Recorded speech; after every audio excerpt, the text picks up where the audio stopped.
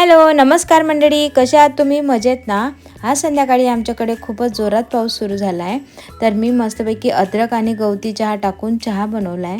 पावसामध्ये पण चहा घेण्याचा एक वेगळाच आनंद असतो. मस्तपैकी बाहेर छान पाऊस पडतोय आणि अद्रकवाला गरम गरम चहा, वाव मस्त. बघा आता पाऊस थांबलेला आहे आणि बघा इथं झाडाला फूल लागलंय. आमच्या झाडाला इथं दोडक्याचा वेल लागलाय. चुकून हा वेल लागलाय, कस काय लागला माहित नाही मला, पण लागला तर मी राहू दिला.